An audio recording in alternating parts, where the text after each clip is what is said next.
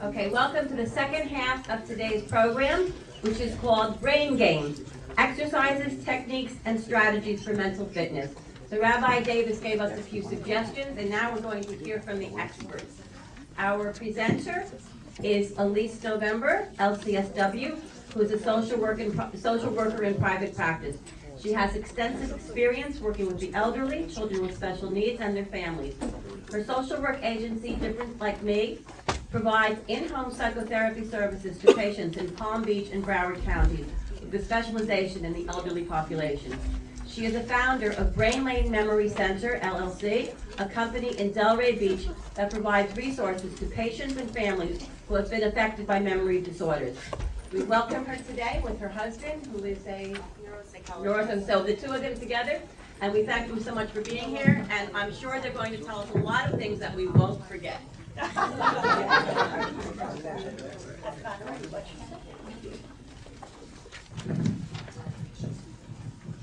Hi, thank you so much for having me. I'd like to introduce my husband and partner, Dr. Stephen Essig. We are lucky enough to have him here today that he's not seeing any patients this morning. So hopefully the two of our brains combined will help all of your brains. So today we're going to talk about brain games, and I know you want to learn all these strategies and techniques that will help you remember and learn new material, and we're going to cover all of that. But I also felt that if I didn't give you a background on the brain and how it works, as we heard towards the end, the rabbi was talking about a little bit, and a lot of you had really good questions, in addition to some other things that you can do, I'd only be giving you 1/5 of the puzzle. So I'm going to give you the whole puzzle, the rest of it briefly, and then the brain games a little bit more extensively. Okay.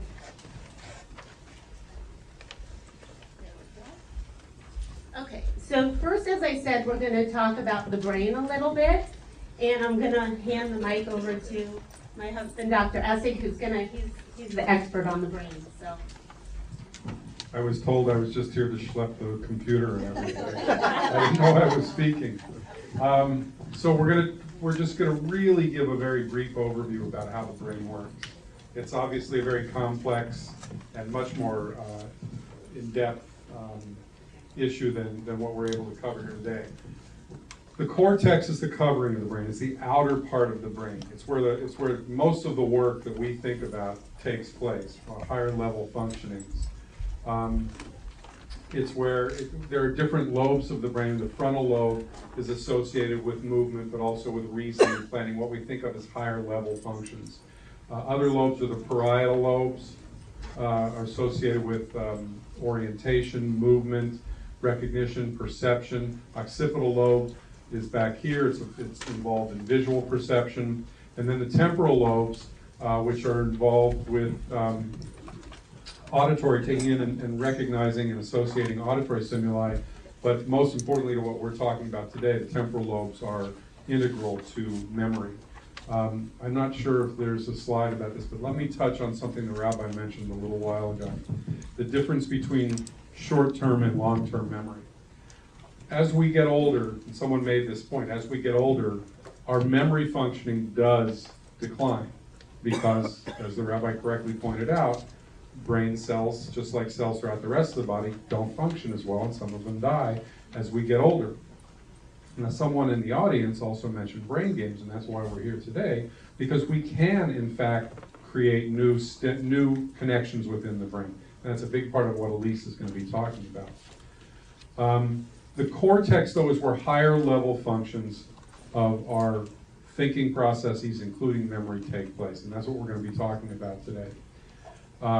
The right half of the brain and the left half of the brain are designed to do different things, but in essence, the left half of the brain controls the right side of the body and vice versa.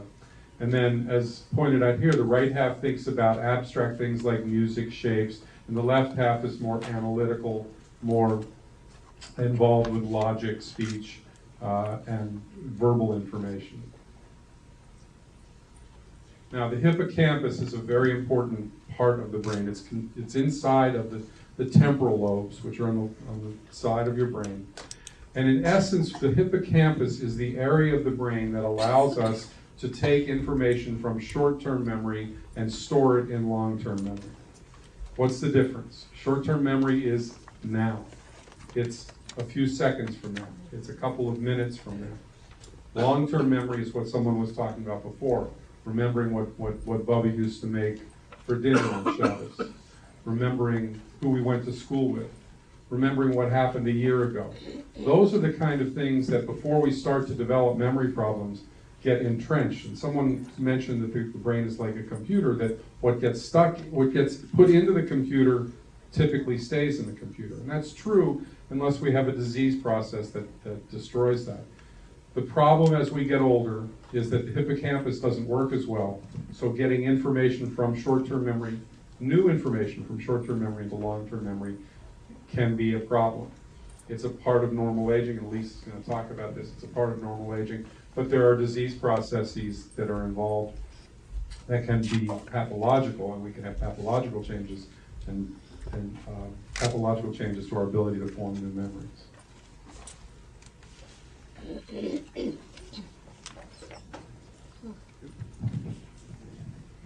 Okay, so let's talk about what's normal and what's not. And also, you know what I forgot? I forgot to point out that in your handouts, the page right after that front page is a note page that kind of follows along to the presentation. So if you want to take notes, or, you know, we all need to write down things to remember. So if you want to write something down, I gave you a little outline there on that front page.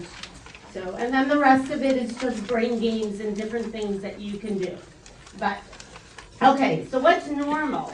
Normal memory changes, they start with slower thinking. Sometimes we have difficulty paying attention to things, like my kids call me a squirrel, okay? What's a squirrel? It's like, what, where? You know, you're on to one thing and then you're on to the next thing and you're like, wait, oh my God, I forgot. I was in the middle of making the bed and then the phone rang and then I had something boiling on the stove and the bed got lost. Okay, so if we multitask, we have difficulty paying attention. We need more cues like words or pictures or smells. How many here go, wait, what's that word, right? We all do it, Okay, so this is normal. Visualization and organization become more difficult. Figuring out where to put things. Who here has piles? I'm a piler, okay? So figuring out how to organize things become more difficult, okay? And associations are more difficult. Okay. So normal now versus abnormal, okay? So normal is forgetting part of an experience. Abnormal is forgetting the entire experience. When I work with my caregivers with Alzheimer's, with family members who have a memory disorder, and they get so upset because they say, well, it just happened. And why don't they remember that it just happened? And they're not telling the story the way it happened. The way I explain it to them, it's like a sheet cake, okay? And what happens is we cut out the middle of the sheet cake, we take it out, throw it in the garbage, and the two ends get pushed back together. That chunk of time is gone. It's not there anymore. There's nothing you can do to bring it back to them. It's just not there. They weren't able to store it in their long-term memory, okay? So normal versus abnormal. We forget things, but when somebody brings it up, you're like, oh yeah, I remember that, okay? So that's normal. Able to follow directions. Somebody with a memory disorder just can't get it together to do maybe past one or maybe two-step directions. Using notes and a calendar, I think as we age, it's good to write everything down, and keeping the notes in the calendar and being able to go back and look at it. But people with a memory disorder, they can't get it together to be able to do that.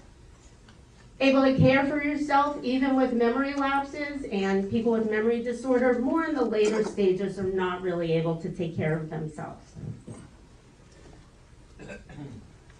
Okay, so a little bit about Alzheimer's disease.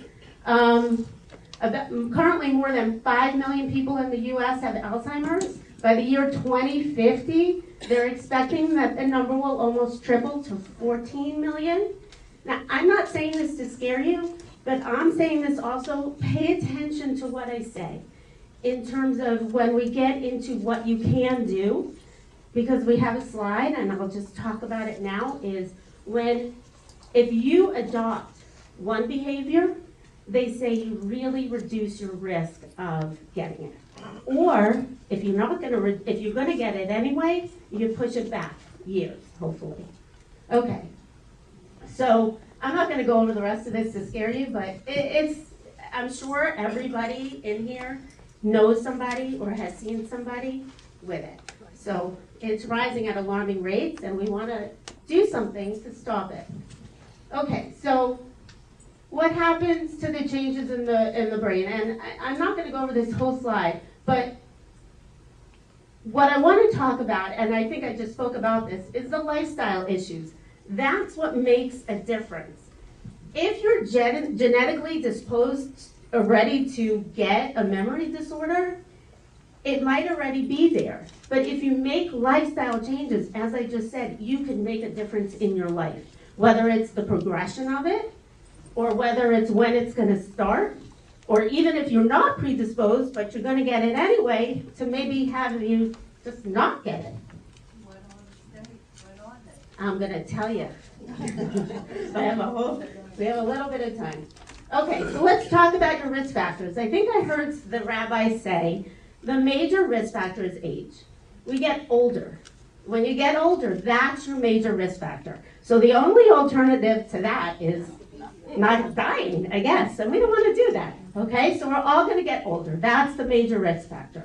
Next is genetics, okay? If you have these genes and people go get tested to see if they have it, sometimes if you have a family member who has it, you might be more at risk. You might not be. You don't necessarily have to. Hypertension, high blood pressure. So you want to make sure you keep it under control. Bad cholesterol, those triglycerides, those tricky things, you want to make sure that you keep that under control as well. That's a risk factor. Diabetes, type 2, obesity, chronic stress, who has a little bit of that, right? Smoking, and metabolic syndrome, which incorporates a lot of that in there. So if you have any of those things that are not under control, that's something you can take control of and take care of it. Okay, so these are the things that you can take care of. The high blood pressure, the poor nutrition, depression, anxiety. We're going to talk a little bit about mood disorders and how that contributes. Lack of sleep is huge. Stress, inactivity, sitting and not doing anything, blood sugar issues, and overuse of drugs or alcohol. Okay, so this is that slide I was talking about. There's a study in UCLA that showed that if we adopt one healthy habit, the number of expected cases of Alzheimer's disease would drop by 1 million in 5 years and 6 million by the year 2050. Well, I want to be a part of that statistic, not the other statistic. Okay? So if you just take away one thing and you work on that one thing consistently, you're doing something. Hopefully you'll take away 5. Okay, so I'm going to get a drink.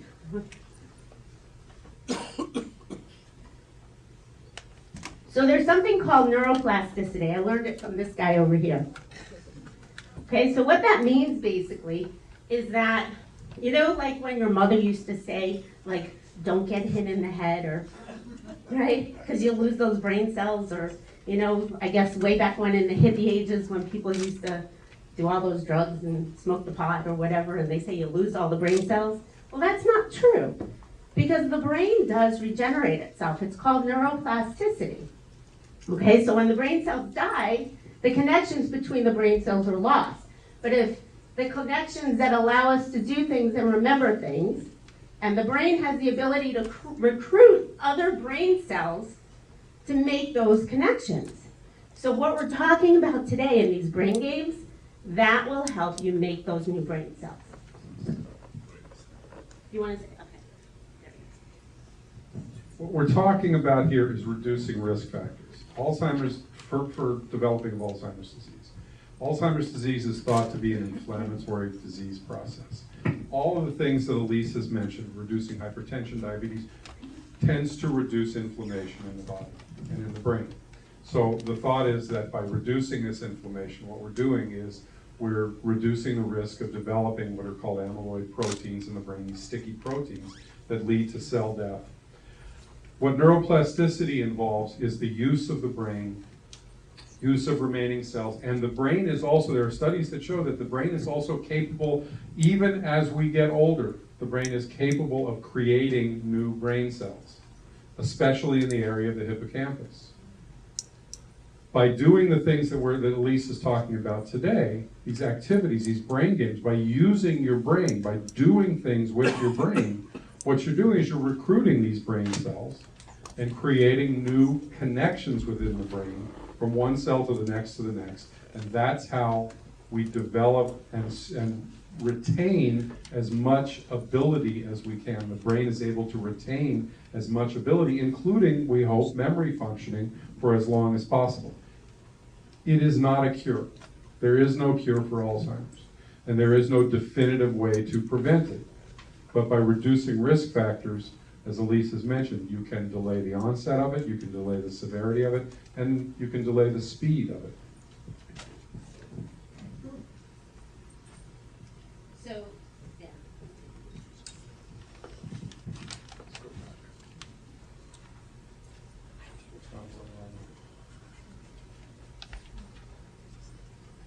Okay, so what types of things can we do in our day-to-day lives to help reduce the risk factor, help reduce our risk of developing a memory disorder?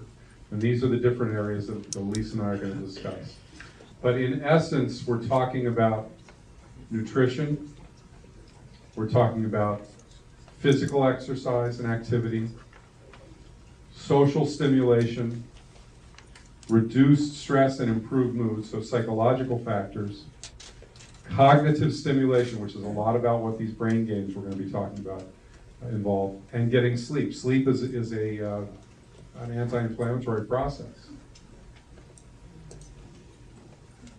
So this is a slide. There's lots of information on here. I'm not going to go through the whole. This isn't a. Can you repeat that again from the back? We can't see it clearly. This slide. I'm just saying I'm not going to go through all of the details of this slide on diet and nutrition. There are lots of books out there. There are lots of information. This is not a lecture about nutrition and Alzheimer's disease. What I will tell you is what someone mentioned before: a Mediterranean diet, leafy greens, olive oil, antioxidants, all are thought to reduce inflammation and therefore reduce the risk of developing a memory disorder. So rather than going through all of this, I would suggest that if people are interested in finding out about nutrition and about nutritional ways to reduce risk factors, we do have a nutritionist on staff at Brain Lane. You're welcome to contact us for a consultation. We'll put you in touch with our nutritionist. But there are also lots of books out there and lots of information on the internet. But just keep in mind, a Mediterranean diet is thought to be a very significant way of reducing risk factor for development of Alzheimer's disease and memory disorders.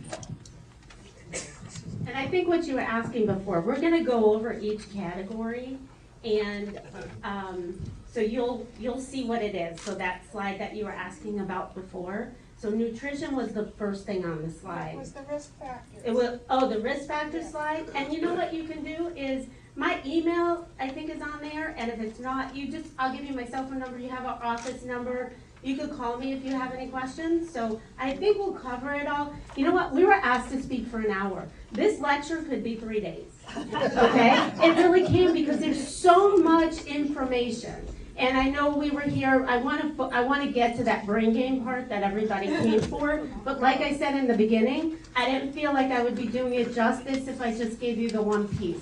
So, like Dr. Essig said, a Mediterranean diet, high in fruits and vegetables, whole grains, fish, legumes, okay, and all of that fights the inflammation. So, if everybody here, if you have a computer, if you don't have a computer, go to the library and just Google, what types of foods fight inflammation, because that's what you want to do. Low in saturated fats, right? You want to eat lean meats, all of that, everything that's healthy for us, the chicken fat that all of our parents used to eat, no, not anymore. It's not good for you.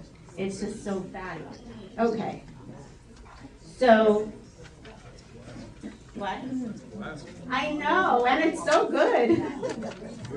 But you know what? If you're gonna eat it, limit it, and then use the good fats. Use that olive oil. And you know, are we all allowed to eat coconut oil? Yes. Okay. So listen, something that I just learned yesterday. I have a patient with Asperger's who came into my office yesterday, and he said, "So what do you know about Asperger's and coconut oil?" So he wanted to take a few minutes of his session, and we kind of Googled it on the internet and looked it up together. So what I learned is it's so beneficial for Alzheimer's. And I didn't have enough time yesterday to do the research to bring it all to you here, but coconut oil, I was reading, there's two sides of it. One says it's high in fat and it's not good for you, but the other side says that it's really healthy, that it kills candida in the body, so it helps with weight loss. They said that it actually, for people, they're doing studies now, people with autism and Alzheimer's. And it shows that it does something with the ketones, that it works on the brain chemistry and it actually helps. So my son has juvenile diabetes, so I had a mom-to-mom night last night at my house. So one of the moms was saying, "Oh yeah, my mom had Alzheimer's disease, and I take a teaspoon of that every day and I cook with it instead of the other oils." So I'm not making any promotions here, I'm not selling coconut oil, but it's definitely something to research. So just passing along the information. One very important thing, because I've been taking coconut oil for at least 4 or 5 years. Very important that you get organic, pure coconut oil, not just any coconut oil. Yes, and extra virgin, they said. Extra virgin, organic, pure. Very good. So do your own research and see what's out there that will help you. So And it doesn't have any- olive oil too, extra virgin, yes. And make sure, because there's so many synthetics on the market, you want to make sure that it's good for you and they're not putting junk in it. Okay, so exercise now. Okay, so just briefly about exercise. Who here exercises regularly? Good, that's great.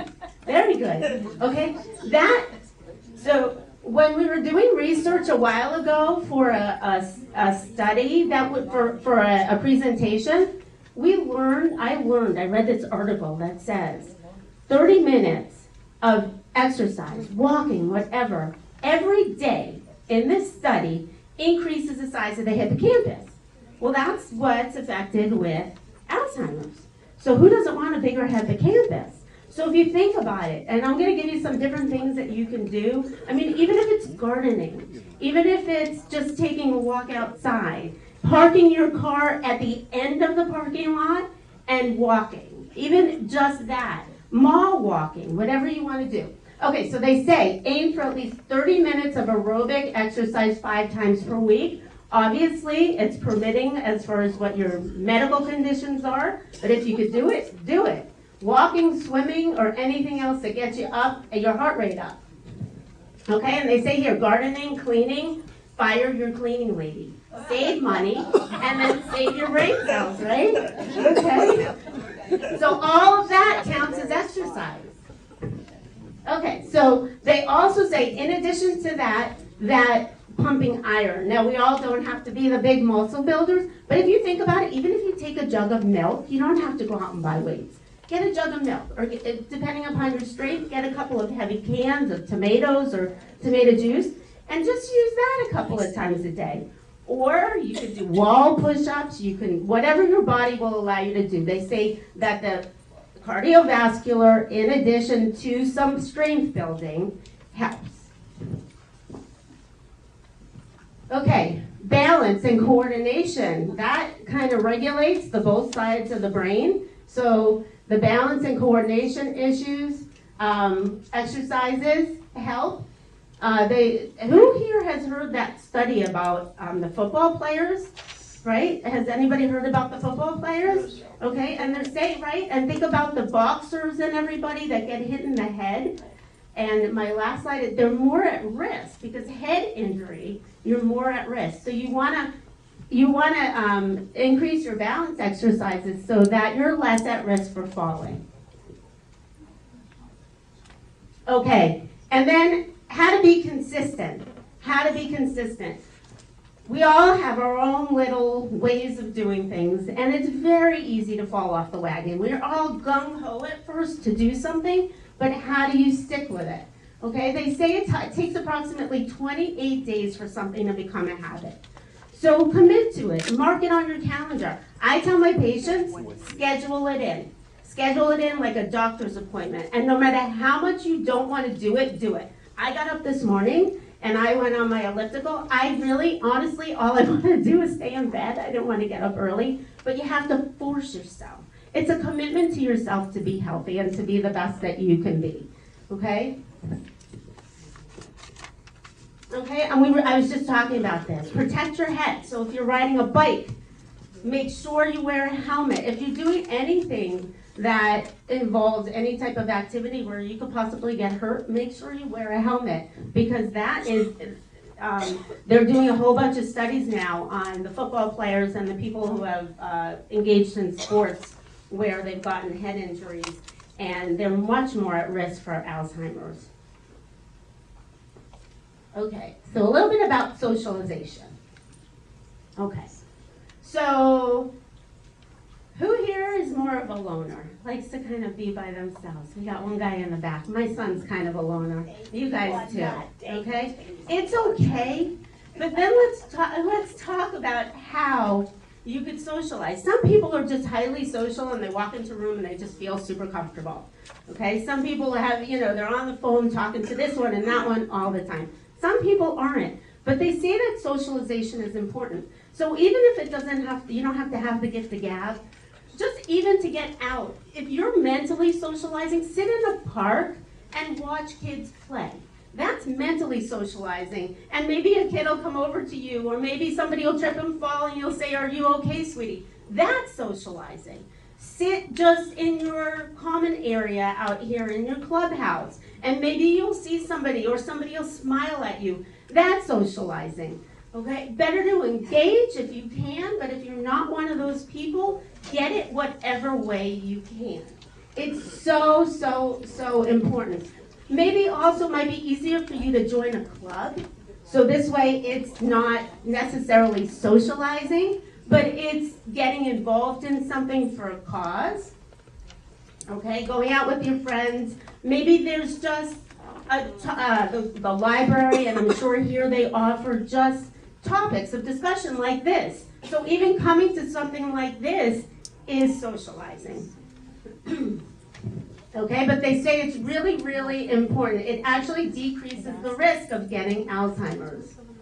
So it says there's a study that being socially engaged may reduce your risk of getting dementia as much as 60%. It says chronically lonely people appear to have more chronic inflammation. So we're trying to reduce that inflammation, so the mood and everything, it helps. So, okay, so, okay, so listen to this. This is kind of interesting, because now you could kill two birds with one stone. So one study reported that leisure activities that combine physical and mental and social activities are most likely to prevent dementia. So in the study of 800 men and women aged 75 and older, those who are more physically active and more mentally active and more socially engaged had a lower risk for developing dementia. So, okay, so if you go to the gym, maybe with somebody, that's what they're talking about. Go take a walk with somebody, so you're walking and talking. So it's kind of like multitasking for your brain. Okay, so a little bit about mood disorders. I mean, mood disorders are very common in people, nothing ever to be embarrassed about, but some people have chemical changes in their brains that they can't control. Medication helps usually very well with that. And other people get depressed because of things that happen in their life. We'll call that more situational. And so we're just going to talk a little bit about it because it's an important piece of this as well. Okay, so it says unrelieved chronic stress and mood disorders can produce cognitive changes and inflammation in the brain. So you can have problems with thinking. You know, when we're all stressed, you can't think straight. You know, I know when my kids get me crazy in the morning, it's like, oh my God, if I have to have my badge right out in front because I would leave my head if it wasn't attached. You know, you can't think straight. Okay, you're more easily distracted, you become impatient. So what is stress? Who here can tell me what stress is? I don't need to read that. Go ahead, what's stress? Go ahead, somebody tell me what stress is. What's stress? Being overwhelmed. Yes, being overwhelmed with life, okay? Who here has felt that once in their life? Okay? Who here still feels that sometimes on a daily basis? Okay? Okay, so we all recognize that stress is a part of daily life.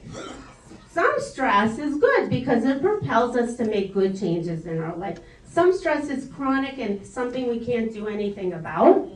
And that's the kind of stress that we're talking about, where it's just nagging. Depression. Okay, so we all know kind of what depression is. Depression is just a feeling of sadness. It just kind of takes over sometimes. And lots of things could cause depression, grieving or just changes in lifestyle. You know, I retired and I thought that retirement was going to be amazing and it's not, and whatever it is. But depression that's ongoing, that's untreated, could also cause that inflammation. And anxiety is kind of linked with that stress sometimes, and anxiety also can cause that inflammation in the brain. Okay, it's a normal human emotion, and most people have felt anxious or nervous about something, but anxiety disorders kind of linger on, and they sometimes become debilitating to people. Okay, so how do we change our mood? Okay, so since I'm a psychotherapist, that's like my thing. I always say talk it out. Go and talk to somebody. Friends are great to talk to, but it's not always the best thing, because you know what friends give? They give advice. They give their opinion. The difference between talking to a friend and talking to a psychotherapist about a problem is I'm not going to give you my opinion. I'm going to help you figure out what your opinion is. I'm going to help you figure out how to move from that problem to resolution, to working towards figuring out how to be the best that you can be, to find those coping skills that you feel that you've lost. So if anybody here has any chronic emotional problems, a psychotherapist, a good one, will help you really get through that. Should help you get through that. Okay, one slide about sleeping. Okay, Steve just mentioned that sleeping has an anti-inflammatory effect. Now, if you're not sleeping, guess what's not happening?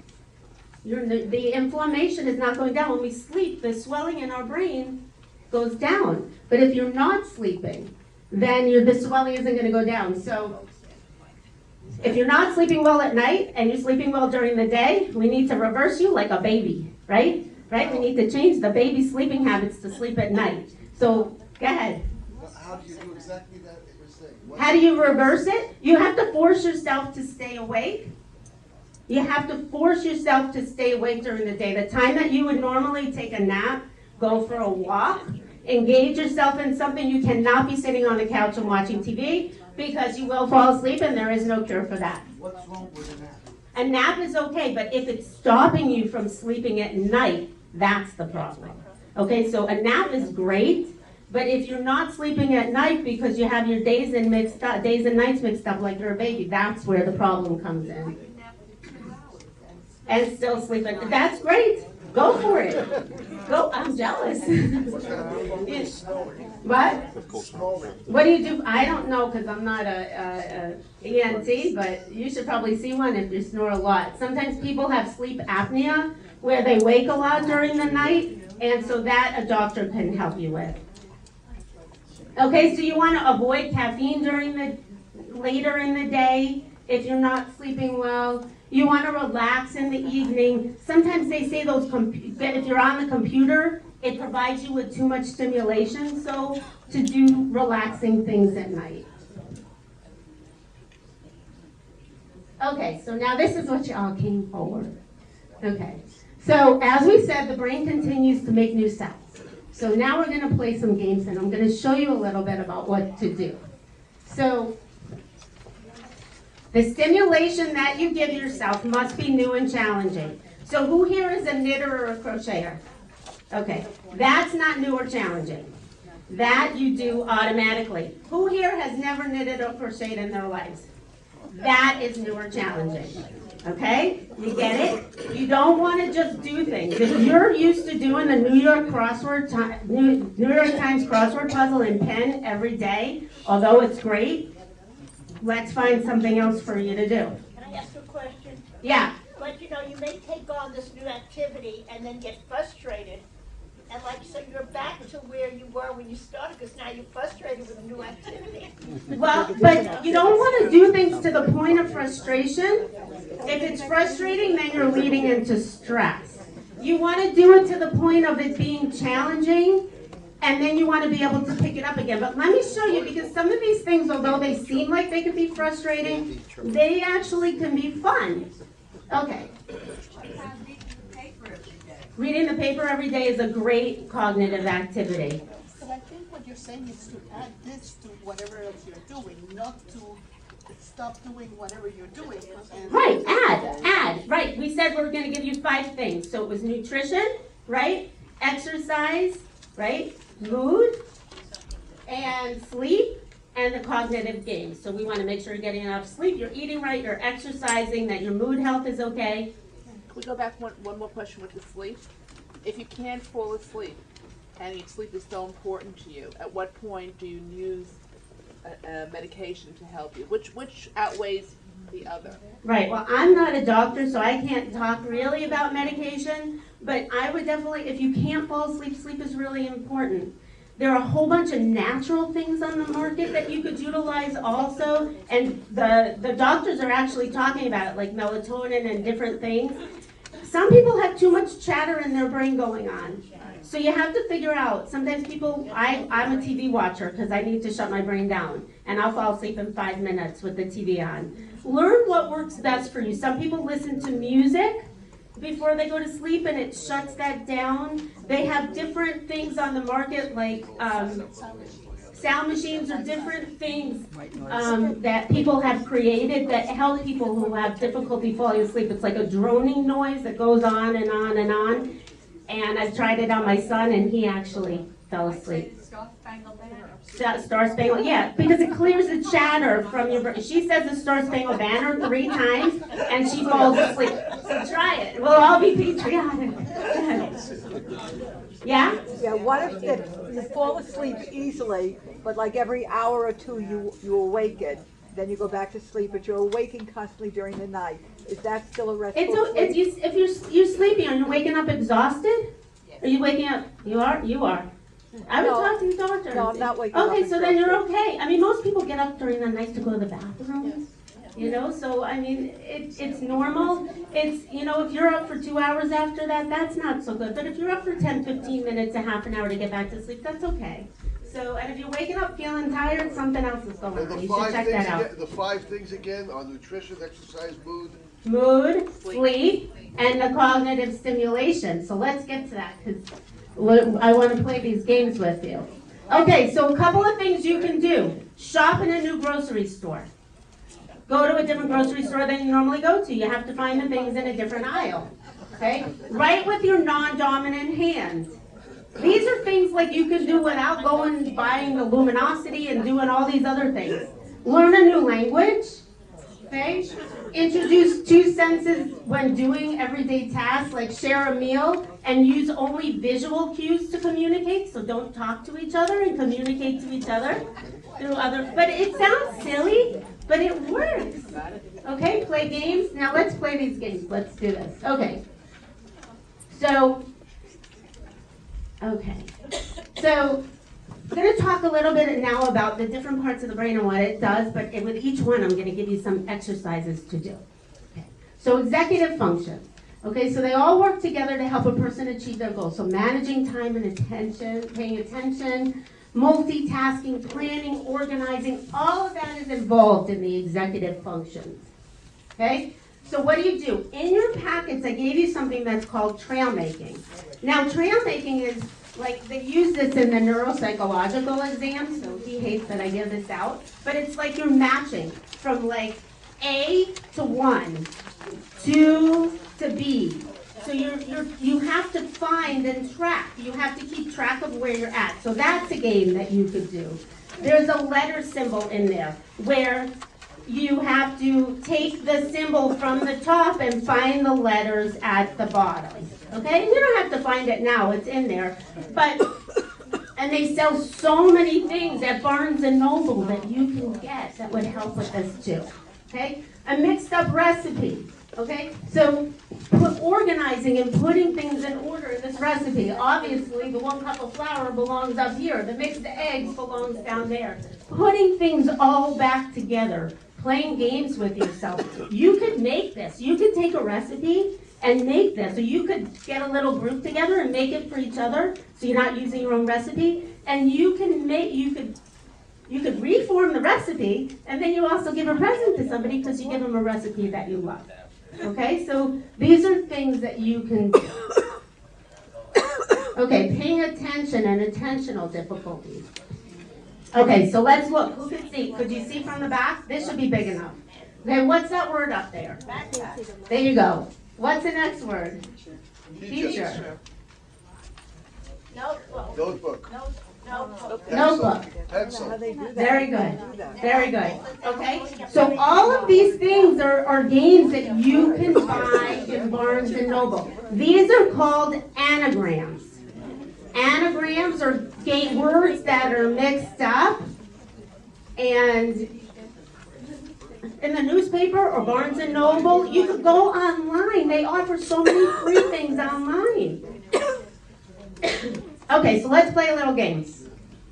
The game is called Buzz. So how do we play the game? The game is where I'm going to start. I'm going to say 1. You're going to say 2, 3, 4, 5, 6. When we get to 7, or any number that has a 7 in it, or is a multiple of a 7, we say Buzz. Okay, ready? 1. Say 2. 3, 4, 5, 6, Then it goes back. 8, 9, 10, 11, 12, 13. Buzz. 15. 16, Buzz. 18, 19. 20. There you go, okay? Games like that. You could sit and play it with your friends. You could play it in the car while you're driving with somebody. I want to give you practical things that you could use in your everyday life so it doesn't become a chore, but it's fun, okay? Okay, so then there's You can change the number instead of 7, 5 for something. you could change it to 5, you could change it to 3. It's harder with 3, you keep going back and forth. You have a lot of buzzes there. You could change it to 9. You can change it to whatever you want to change it to.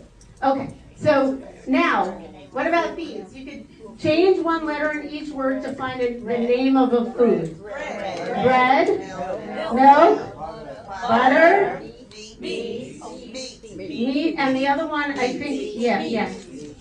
You guys got it. Okay, so this could be beet.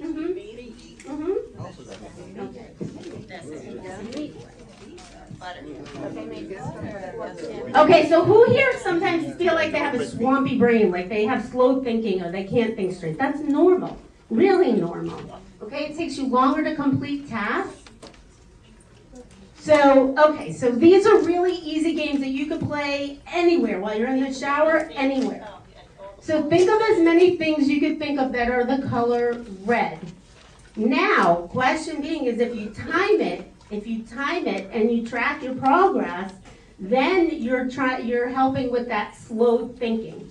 Okay, because it's not taking you all day to think of something, but it's taking you're doing it maybe for 5 minutes or 10 minutes. Okay, so it's many things. Go ahead. Who could tell me? Color red. Apple. Tomato. What? Red Sox. Tomato. National Debt. Fire engine. A what? A light. A what? Fire engine. Lipstick. Stop sign. Stop sign. Fire engine. Shoes. Bank account. Bank Thank you. Okay. You got it. These are easy things that you can do, but think of, okay, so let's think of also, how many uses can you find for a paper clip besides holding paper? Holding a Earrings? together. Bookmark? Fixing Hold a jewelry. key? Fixing jewelry. Tie? For a tie clip? Fixing jewelry? You could pick a lock if you're a thief. Huh? Cleaning out the toilet with Cleaning out the what? The collar? Oh, the little holes. That's a good one. For what? Pull, yeah, if you lose your zipper. Yes, to reset electronic devices. Change the time on the clock. So this is what I'm talking about. Think of as many things you can do with a dime. As many animals as you can. Name states. Name cities of states. Just challenge yourself. Okay, so who here, I asked you before, that word, right? You're like, oh my God, I know her name, right?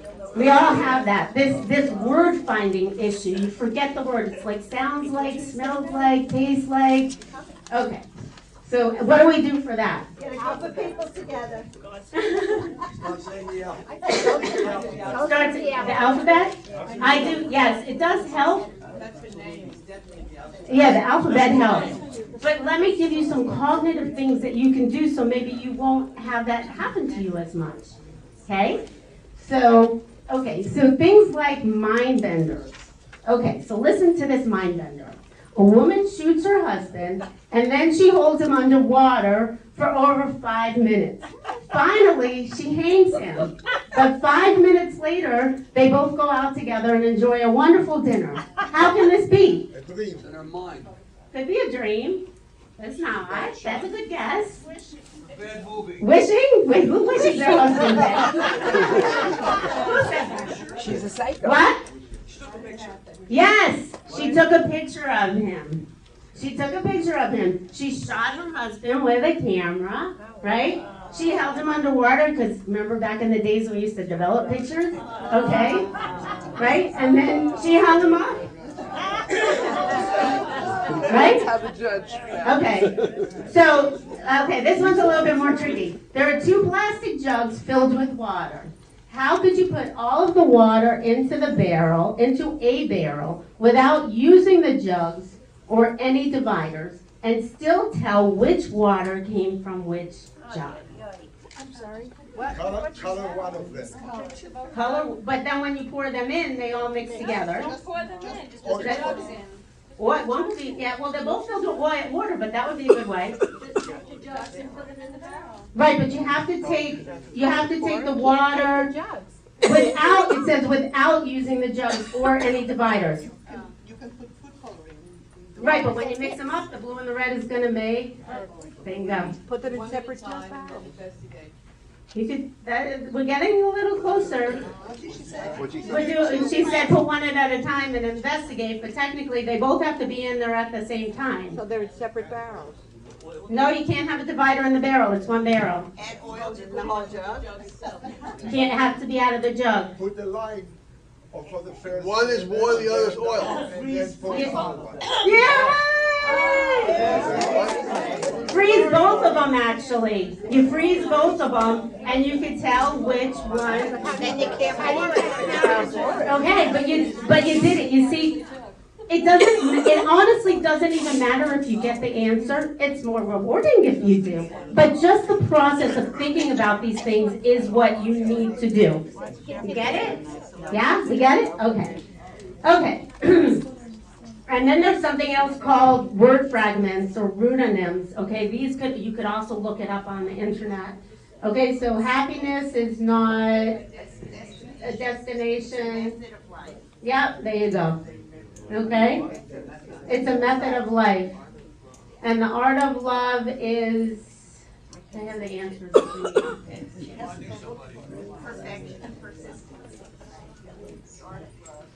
It's something of persistence. Here, I have. You gotta look it up together.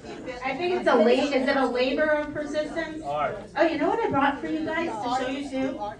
Okay, so look at these. Okay.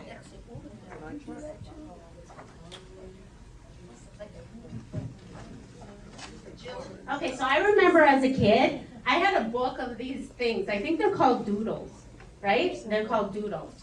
Okay, so what is this? What do you think this is? A tree. It could be a tree. What else could it be? A TV antenna. What else? Spider. An umbrella upside down? Clothing. A bird? Clothes.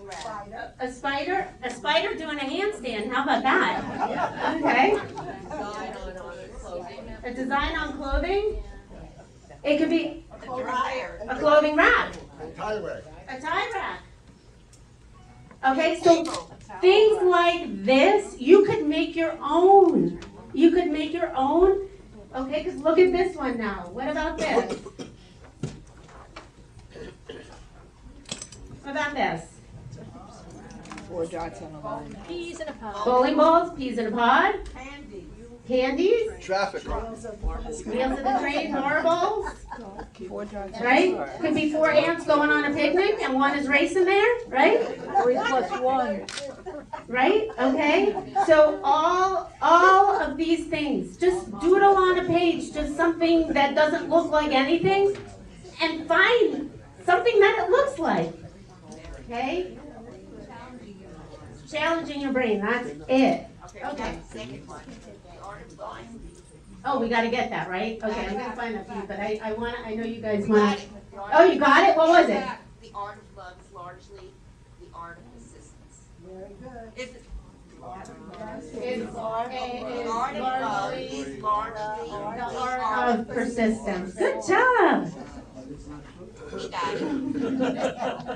Okay, so find the homographs, okay? So, what's the relationship between lock and piano? Key.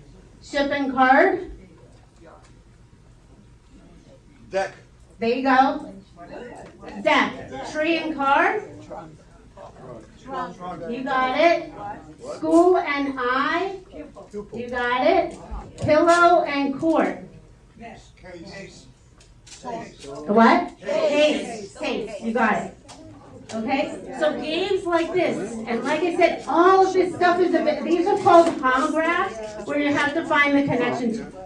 There's a great book called Games, the Book of Games, and they have like hundreds of volumes probably now. And they have all these fun games in it. I know you mentioned Lumoscopy, you know, that's a free app at the Apple. Luminosity? Yes, it's a free app, you don't have to pay for it. Yeah, there are different apps that you could download with memory. She's saying Luminosity has a free app, Yes. but it doesn't give you like the full Luminosity like program you would have on your computer. Okay, so things like this. I actually found this on the internet. It's called the Sunday Afternoon Quiz. Okay, so I know. So wait. Okay, name one spot in which neither the spectators nor the participants know the score or the leader until the contest ends. Boxing. Is it boxing? I don't know. Probably. Boxing, you never know the score until. No, they swim around. I have my cheat sheet. You don't remember that? I don't remember it. Okay. Well, you got it. It's boxing. Yay. I heard it before. Okay, so what famous North American landmark is constantly moving backward? There you go. Okay. Niagara Falls, he said. He's got it. But this is something I just found on the internet. So,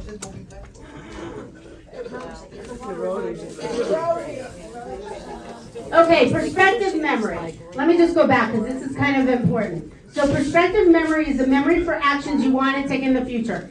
How many of you forget to take what you're supposed to take with you when you leave the house? Okay? Okay, so and how many of you are forgetting doctor's appointments? Or things that you were supposed to remember, you're like, oh, I only need these 5 things from the store, I got it in my head, and you get to the store, and you got 3, but the other 2, you just don't even know what it could be, okay? Multitasking is a major cause of perspective memory failure. Okay? So when we multitask, we all do it because our lives have become so busy between the internet and phone calls, and we don't have to go home anymore and return those phone calls. Now what we do is we make them way home, okay? And we don't have that downtime. We don't have any time to think anymore, okay? So multitasking is a big problem with that. So what do? Okay, so we use external memory aids such as a calendar or cell phones. A lot of people put reminders with alarms on their cell phones. Avoid multitasking if it's something that you really have to remember. You need to do it right then and there or it won't be done. Or write it down where you're going to see it. Okay, avoid multitasking. I always thought that multitasking actually stimulates different parts of the brain at the same time. It does. Increases. It does. Oh, I agree. It definitely does. But what I'm saying is if you need to remember something, don't do it while you're multitasking. Okay? Because if it's something important, like if you just got off the phone with the doctor and the doctor said 11 o'clock on Friday, okay? And then you go to your pot and then somebody else calls, I promise you you're not going to remember 11 o'clock on Friday. You're just not. I wouldn't. I had to call somebody back yesterday because in 3 seconds I squirreled. I just totally forgot if it was a 12 or a 12:30 appointment. So you have to do it right then and there if it's important, but multitasking is great as long as it's not for something that you need to remember. Okay? Okay, so carry out any crucial task. This is kind of what we're saying now instead of later. Create reminder cues that stand out and put them in a difficult spot that you're not going to miss it. So if you need something to take with you, I either put a yellow sticky on my front door or I put it so I will trip over it if I walk out the door. Okay, so if you're going to leave it on your kitchen table, but your kitchen table is in the back of the house and your door is over here, it's not coming with you. It's just not. Okay. Okay, so we already spoke about ways to improve this perspective memory. So this is an example that I'm going to give you. So if you're having trouble remembering to mail your letters, put the letters under your keys. So pair it with something that you have to take. So if you have a bag that you're walking out with, put it with the bag. Okay? And like I said, you can visualize your mailbox, but I just you know what? If you need it, put it somewhere where you know you're going to take it. Go ahead. I have a game. I subscribe to Sudoku magazine. I can't get the hard part, so I'm doing the medium part. Should I go to the hard part and fail, or do I learn enough to?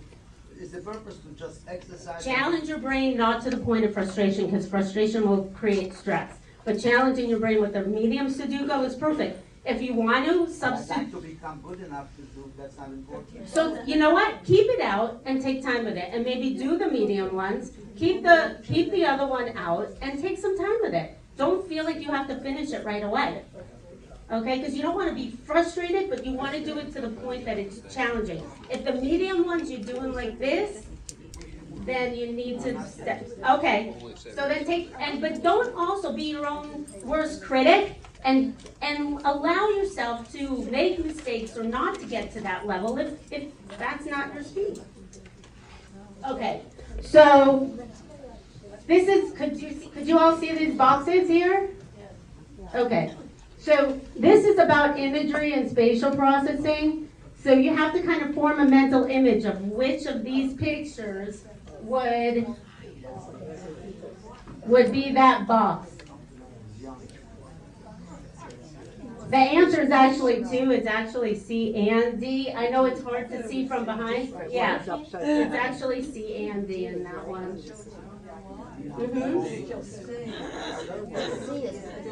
Yeah, because it's flipped over, so if you flip the box, it could go either way. I think they made a mistake, but it is C and D.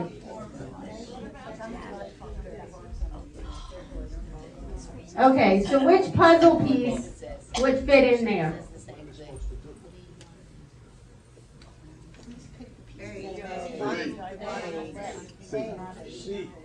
Top right. Upside down A. Upside down, sideways. Yeah, but of course we're gonna rotate it. What is C? Yeah, it's not. It is. Upside down A. Looks like C. No. That's too thick. It's B. Okay, so this is something there. B and A, what? It's hard for me to see. What's the difference? It's not a line. No, under A, it's a little hard to see, but this piece is shifted over a little bit, so it's B. It can't be, B has 3 steps on the left, right hand side.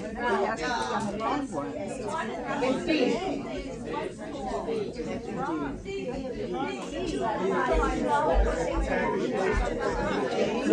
Yeah. Okay, so I'm gonna leave you with a few couple of challenges that you could do for your brain, in addition to what I've already given you, and it's a lot, but find what works for you. Say the days of the week backwards, okay? Say the months of the year in alphabetical order, okay? So if they say that's easy, try doing it backwards in reverse alphabetical order. These are things you can do. You don't want to distract yourself when you're driving, but if you're sitting at a light, no matter where you are, you can take that 5, 10, 15 minutes several times a day to do these things. Okay, wherever you are, look around, and within 2 minutes, try to find 5 red things that will fit in your pocket. And then try to find 5 blue things that are too big to fit in your pocket. We can all do these things every day, so there's no excuse. Okay, I already did this. Learn a new language and shop at a new grocery store. So question is why wait? Why wait? Take charge of your life. Whether you have a genetic predisposition towards Alzheimer's or not, we're all at risk, because what's the major risk factor is getting older. Okay, so I hope I gave you some pieces you can take away. Thank you so much.